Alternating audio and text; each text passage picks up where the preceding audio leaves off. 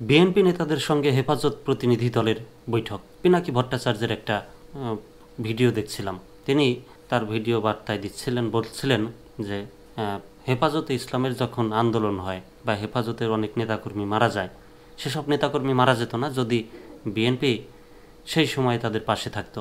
প্রথমত নাকি তারা কথা দিয়েছিল, পরে তারা হেফাজত ইসলাম বা হেফাজত কর্মীদের সাথে আন্দোলনে থাকেন নাই।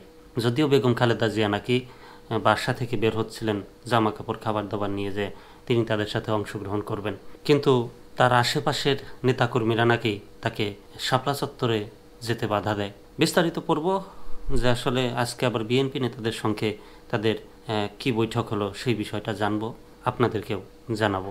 হেফাজত প্রতিনিধি দলের বৈঠক। বাংলাদেশ জাতীয়তাবাদী দল বিএনপির প্রতিনিধি দলের সঙ্গে বৈঠক করেছেন হেফাজতে ইসলাম বাংলাদেশের লিয়াজু কমিটির সদস্যরা।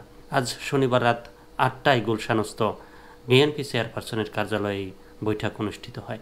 এতে বিএনপি মহাসচিব মির্জা ফখরুল ইসলাম আলমগীর, জাতীয় স্থায়ী কমিটির সদস্য সালাউদ্দিন আহমেদ উপস্থিত ছিলেন। অন্যদিকে হেফাজতে ইসলাম বাংলাদেশের পক্ষে ছিলেন দলটির মহাসচিব মাওলানা শাহজাদুর রহমান, ডক্টর আহমদ আব্দুল কাদের, মাওলানা মাহফুজুল হক, মাওলানা মহিউদ্দিন রাব্বানী, মাওলানা বাহাউদ্দিন জাকারিয়া, মাওলানা জুনাইদ আল হাবিব, মাওলানা আজিজুল হক ইসলামাবাদী, মুফতি মনির হোসেন কাশেমি।